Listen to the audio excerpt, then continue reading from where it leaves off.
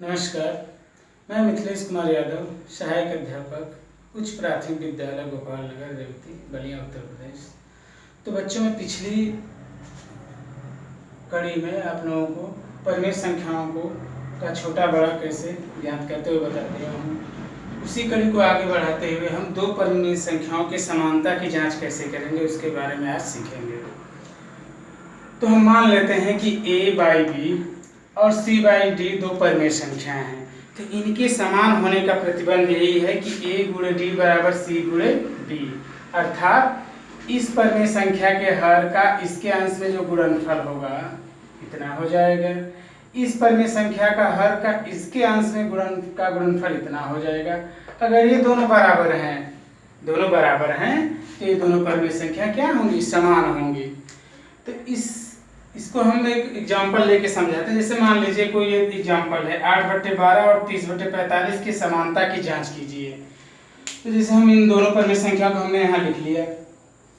अब इस परिमेय संख्या का हर 45 है और इसका 12 है, तो इस एरो का मतलब कि इसके हर का इसके अंश में गुणा करके इसी के नीचे यहाँ लिखेंगे, है ना, 8/45।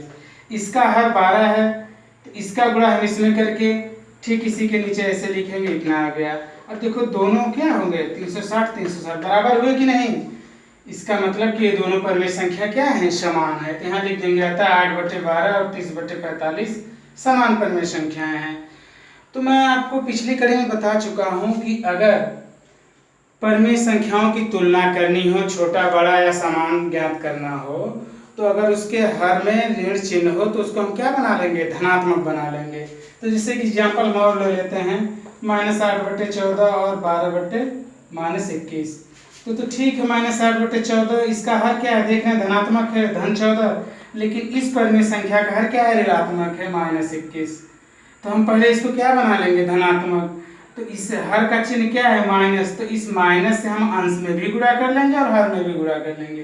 तो देखिए माइनस के यहाँ कुछ नहीं तो प्लस मानेंगे, तो माइनस का प्लस में करेंगे माइनस हो जाएगा, माइनस का माइनस में गुणा करेंगे धन चिन्ह यानी प्लस आ जाएगा। अब देखिए यहाँ पे धनात्मक हो गया कि नहीं इसका हर।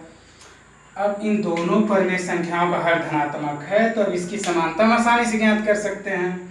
इसके हर का इसके अंश में गुणा करके ठीक इसके नीचे लिखेंगे, इस परिमेय संख्या के हर का इसके अंश में गुणा करके ठीक इसके नीचे लिखेंगे। इसका गुणा हमने कर दिया तो -168 आ गया, इसका भी -168 आ गया, दोनों बराबर हो गए। इसका मतलब ये दोनों परिमेय संख्या क्या है, समान है। तो एक कोई और हम लोग परिमेय संख्या ले लेते हैं, जैसे -3/4 और 9/-12। हमें चेक करना है कि ये परिमेय संख्या समान है कि नहीं। तो वही पहले हम देखेंगे कि इसके हर में क्या है, हर इसका धनात्मक है कि नहीं है। तो देखिए यहाँ पे इसका हर ऋणात्मक है, तो पहले हम उसको धनात्मक बना लेंगे। 9/- ऊपर भी माइनस से गुणा कर देंगे, नीचे भी माइनस से, है ना। तो देखिए क्या हो जाएगा, -3/4 और -9/12, यानी माइनस के यहाँ प्लस में करेंगे -9 हो जाएगा, माइनस का माइनस में कर देंगे धन 12 हो जाएगा। अब देखो बच्चों यहाँ पे दोनों परिमेय संख्याओं का हर धनात्मक हो गया। अब इसकी तुलना करना बहुत ही आसान हो गया। हम क्या बताएं कि इस परिमेय संख्या का गुणा इसके अंश में करेंगे, यानी 12 का 3 में करेंगे, -3 गुणे क्या हो जाएगा 12, इसका इसमें गुणा करके ठीक इसी के नीचे लिखेंगे। इस परिमेय संख्या के हर का इसके अंश में गुणा करेंगे और ठीक इसके ही नीचे लिखेंगे यहाँ पे, यानी -4 गुण -9 गुणे 4। ये आपका कितना हो गया, -36। ये भी कितना हो जाएगा, -36।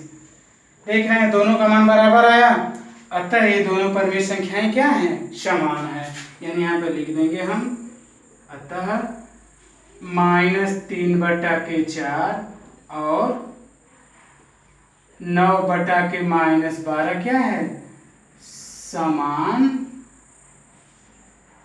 परिमेय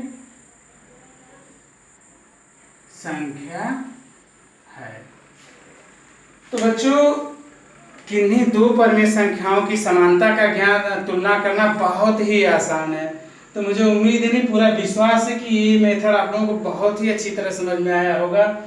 अब हम आप लोगों के लिए कुछ इसी से संबंधित हम कुछ होमवर्क दे रहे हैं। इसमें हम आप लोगों को 7 प्रश्न दिए हुए हैं और इस 7 प्रश्न में हमें 2-2 परिमेय संख्याएं दें जिनकी समानता की जांच करनी है, यानी कौन समान है या कौन नहीं है, इसकी हमें जांच करनी है।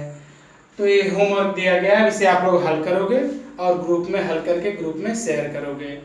और जो कुछ न समझ में आए या ना समझ में आए तो उसे ग्रुप में आके कमेंट करोगे और उसे हम अच्छी ढंग से समझाएंगे, बताएंगे।